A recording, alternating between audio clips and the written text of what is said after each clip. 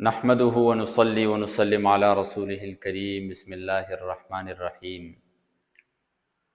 کیا الٹی کے آ جانے سے یعنی قے کے آ جانے سے روزہ ٹوٹ جاتا ہے؟ تو اس کی مختلف صورتیں بنتی ہیں۔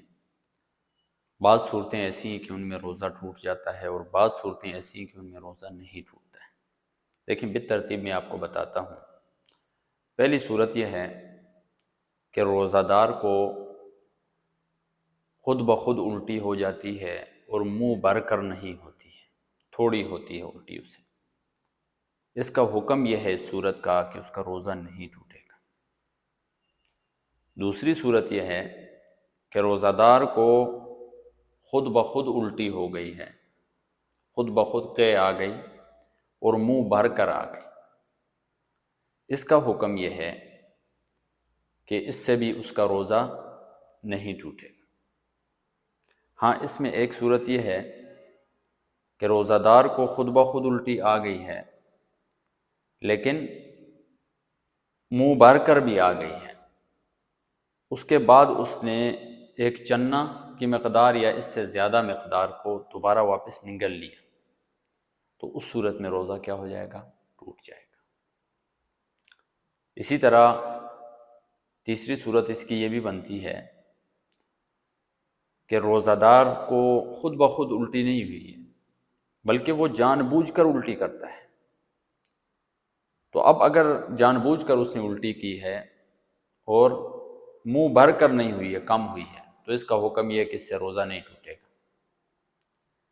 اور آخری صورت یہ ہے کہ روزہ دار جان بوجھ کر الٹی کرتا ہے، جان بوجھ کر کیا کرتا ہے؟ الٹی کرتا ہے، اور وہ منہ بھر کر بھی ہوتی ہے، تو اس صورت میں اس کا روزہ ٹوٹ جائے گا۔ امید ہے آپ کو یہ مسئلہ کلیئر ہو گیا ہوگا۔ یعنی دو صورتیں ایسی ہیں کہ ان میں روزہ ٹوٹ جاتا ہے الٹی کی صورت میں۔ وہ کون سی ہے؟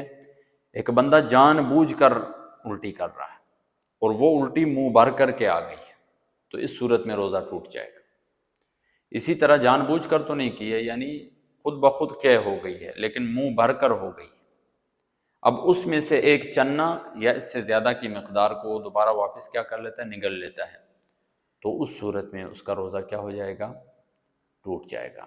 اس کے علاوہ باقی جتنی بھی صورتیں ہیں، الٹی ہو جاتی ہے لیکن منہ بھر کر نہیں ہوتی ہے یا منہ بھر کر بھی ہوتی ہے، خود بخود ہوتی ہے الٹی، تو اس سے روزہ نہیں ٹوٹتا ہے۔ اور عموماً جو لوگوں کو الٹیاں آتی ہیں روزے کی حالت میں، عموماً لوگ خود بخود نہیں کرتے ہیں، عموماً کبھی طبیعت خراب ہو تو خود بخود الٹی ہو جاتی ہے۔